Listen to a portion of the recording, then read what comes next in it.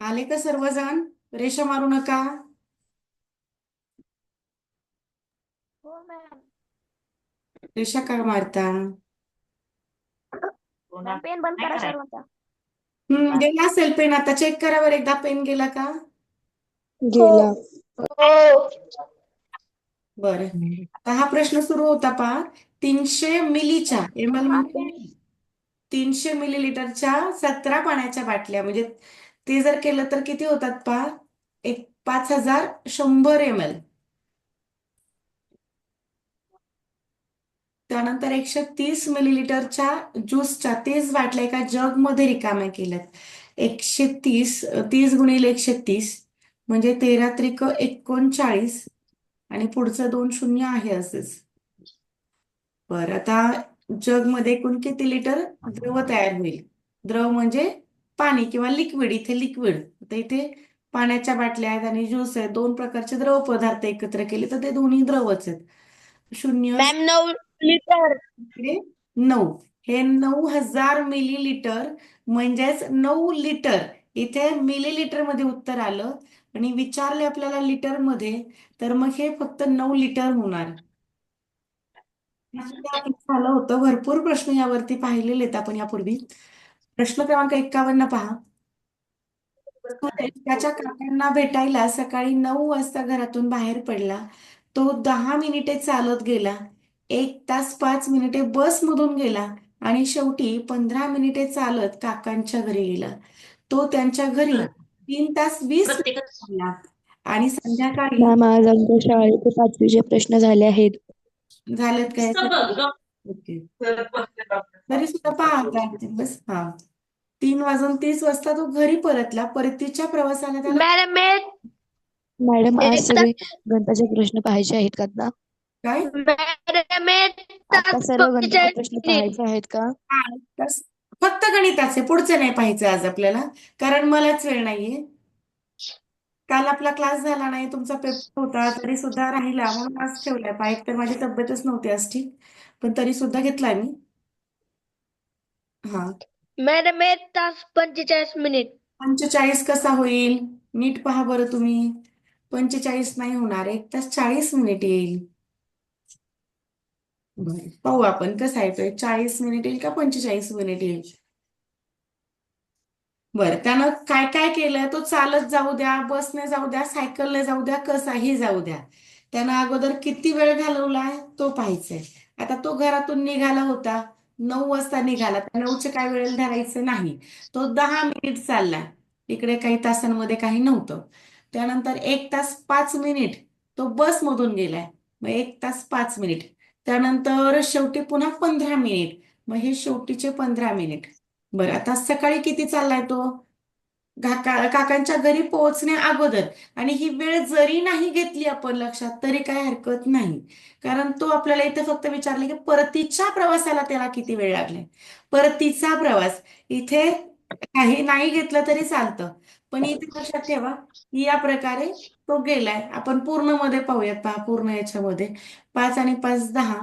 हा इकडे 30 मिनिट आणि 1 तास म्हणजे काकांच्या घरी जाताना त्याला 1.5 तास लागलेला आहे. बरं आता 1.5 तास लागलाय काकांच्या घरी जायला. मग आता त्यांनी काय सांगितलंय की तो त्यांच्या घरी 3 तास 20 मिनिट थांबलेला आहे. तो 3 तास 20 मिनिट घरी थांबला. म्हणजे जर तो सकाळी जर निघाला होता 9 वाजता तर पोहोचला कधी पहा. 9 वाजता निघालेला होता तर काकांच्या घरी पोहोचलेली वेळ आपल्याला पाहावं लागेल. 9ला निघाला तर 1 तास 30 मिनिटांनी तो घरी पोहोचला होता काकांच्या. म्हणजे हा 10:30 वाजता घरी पोहोचला त्यांच्या. बरं त्यांनी सांगितलं की आता तो 3 तास 20 मिनिट घरी थांबला. मग 3 तास 20 मिनिट आपल्याला इकडे प्लस करून घ्यावं लागेल. म्हणजे आता तो निघणार कधी त्यानुसार आपल्याला वेळ काढावी लागणार. मग इतक्या वेळ थांबला तर मग आपण 3 तास 20 मिनिट इकडे घरी थांबलेले वेळ आपण पाहून घेऊयात. मग इकडे 50 मिनिट आणि इकडे 13 समजा वाजलेले 13 वाजून 50 मिनिटांपर्यंत म्हणजे 13 म्हणजेच किती झाले पहा 1 वाजून 50 मिनिटांपर्यंत तो तिथे होता दुपारच्या. मग आता तो पोहोचलेली वेळ घ्यायची. बर आता इथे हे आहे 24 ताशीमध्ये. हे 24 ताशी, मग 24 ताशीला आपण काय करूयात, 12 ताशीमध्ये लिहूयात सरळ सरळ. म्हणजे आता तो निघाला कधी, 3:30 वाजता, 3:30 सॉरी, पोहोचला कधी, 3:30ला. आणि हा निघाला कधी होता, 1:50 मग पोहोचलेली वेळ अगोदर घ्यायची. हा इथे पोहोचला, पोहोचला आणि इकडे निघाला 1:30 वाजता. पोहोचलेली वेळ 15 तास 30 मिनिटे होईल. आणि निघालेली वेळ पाहता हे 50 मिनिटे. मग आता इकडे 30 मिनिटांमधून 50 मिनिटे जात नाहीत. मग आपण काय करतो, एक तास उसना घेतो. म्हणजे 60 मिनिटे इकडे प्लस करायचे, इकडे तासामधले मिनिट होतात. म्हणजे 60 + 30 इकडे झाले 90. आणि इकडे तास राहिले 2. 2 तास राहिले. 90 मिनिटांमधून 50 मिनिट वजा करायचे, इकडे 40 राहिले. 2 तासांमधून 1 तास वजा करायचा, 40 मिनिटं. म्हणजे त्याला परतीच्या प्रवासासाठी एवढा वेळ लागला. हा झाला त्याचा परतीचा प्रवास. निघतानाचा प्रवास विचारला नाही, हा त्याचा परतीचा प्रवास. प्रश्न समजला का सर्वांना? हो. हो. हो मॅम.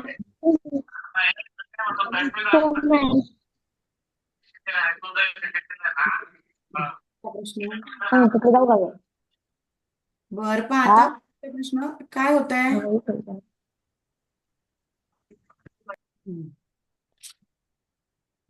बर, एक दुकानदार 1 रुपयांच्या 5 चॉकलेट्स विकत घेतो आणि 1 रुपयांच्या 4 दराने विकतो. एकूण 125 रुपयांचा फायदा करून घेण्यासाठी तो किती चॉकलेट्स विकतो? बरं, आता 1 रुपयाला 5 चॉकलेट विकत घेतो म्हणजे आपल्याला अगोदर खरेदी किंमत काढावी लागेल. खरेदी किंमत किती होईल पहा, 1 रुपयांचे पैसे करून घ्या, कारण पैशांमध्ये हिशोब काढावा लागेल आपल्याला. 1 रुपया बरोबर 100 पैसे असतात. म्हणजे 100 पैशांना तो 5 चॉकलेट विकत घेतोय. म्हणजे 20 पैशांना एक चॉकलेट खरेदी केलं. 20 पैसे एक. मॅडम येऊ द्या तुमचा वेळ, थांबूया ना. बरं, एवढाच घेऊन थांबूयात, कारण मला पण थांबायचं आता, काम आहे मला पण. बरं, ही झाली त्याची खरेदी किंमत. ही काय झाली, त्याची खरेदी किंमत. आणि विक्री किंमत काय होईल पहा त्याची. मॅडम त्यांना कोणतं होतं मॅडम? काय ते झालं, होतं का बी? हा बी सेट आहे. तुम्ही ज्यांच्या बोल ना. डी आहे का? डी आहे. बी सेट आहे, बी सेट, बी. बी आहे, बी. बी. हा, माझ्याकडे सी होता. ओके. पण प्रश्न फक्त शफल. मॅम माझं पण बीच. ओके, हा बी सेट आहे माझ्याकडे, हा जो आहे ना, कारण काल मी नसल्यामुळे मला कोरी प्रश्नपत्रिका नाही मिळाली. काल परवा नव्हते मी इथे. मी पाठवणार होतो, मम्मी तुम्हाला पाठवणार होती, पण माझ्या प्रश्नपत्रिकेवर मी क्रिया केलत्या ना, हा, हे काय त्यामुळे याच्या खूप खाटाखोट झालती प्रश्नपत्रिकेवर, म्हणून मला ते पाठवता नाही आलं. काय झालं, मी काल नसल्यामुळे मला लगेच कोरी प्रश्नपत्रिका नाही मिळाली. आता उद्या मिळेल, आज पण मिळाली असं, पण आज ज्यांना सांगितलं ते विसरले. पहा, सांगितले होते शाळेतून, शिल्लकच्या असतात, पण आता उद्या मिळेल ती. बरं, चला, आता ही झाली आपली विक्री किंमत. म्हणजे 20 पैशांना एक चॉकलेट खरेदी केलं आणि 25 पैशांना विकलं. एवढं समजलं, खरेदी आणि विक्री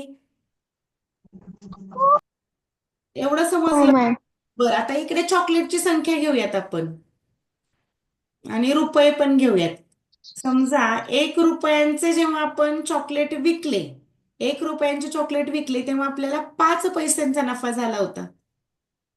आता नफा किती पाहिजे आपल्याला, 125 रुपये. पण 125 रुपयांचे इथे आपल्याला पैसे करून घ्यावे लागतील. 125 रुपयांचे पैसे म्हणजे 2 शून्य पुढे वाढवायचे. म्हणजे एवढ्या पैशांचा आपल्याला फायदा करून घ्यायचा आहे. किती, 12,500. तर आपल्याला किती चॉकलेट्स विकावे लागतील यासाठी तिरकस गुणाकार करायचा. मग एक्स बरोबर, मग 12,500 आणि 1चा गुणाकार करायचा, मॅम 2,500 यायला पाहिजे. 500. हा, आणि हा 5 पैसे हा खाली ठेवायचा. म्हणजे 5 × 1 = 5, 5 × 2 = 10, 2 उरले, 5 × 5 = 25, आणि हा 2 शून्य आहे असा. किती झाले पहा, 2,500. Number D. मॅडम डी उत्तर आहे. हो आणि मग मी पर्यायानुसार गेलो. हम्म. मी आधी 4ने भाग दिला, नंतर 5ने भाग दिला. हो मग पहिल्यांदा 625 आला, नंतर 500 आला. मग 625 ला 500 केल्यावरती 125 मिळतात. बर बर समजलं तुम्हाला. आणि हे तर किती हो मॅम. Orally 53 number. आता यांचा गुणाकार पाहायचा आणि काय सांगितलं त्यांनी, कोणत्या आयताकृतीचे. मग या आयतामध्ये काय करतात, बरेच जण चुकतात. मग त्यांना वाटतं हा आयत आहे, फक्त हा एक आयत आहे ना, हा आयत आहे. मग हा आयत नाही असं वाटतं. पण मी तुम्हाला खूप वेळा एक वाक्य सांगितलेले पहा, चौरस हा आयत असतो पण आयत हा चौरस नसतो. या उक्तीनुसार हा आयत झाला. आलं लक्षात.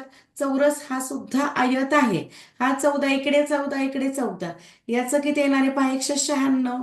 या सर्वांचा गुणाकार, ज्याचा गुणाकार सर्वात जास्त तर त्याचं क्षेत्रफळ इथे पाहावं लागेल, कारण प्रत्येक जण हा आयत आहे इथे. चौरस हा देखील आयत असतो म्हणून इथे option. हो तिसऱ्याचं बास मॅम. ओके चालेल, थांबूयात आपण. उर्वरित प्रश्न नंतर घेऊ. 54 मॅम 54 घ्या. नाही आता थांबूयात आपण. बाकीचे पण उद्या नको ना, 54 घ्या ना. उद्या घेऊयात. घ्या. सर्व सोपे आहेत, उद्या घेऊयात. Bye, good night. Good night ma'am. Bye ma'am. Bye, good night. आता बघ.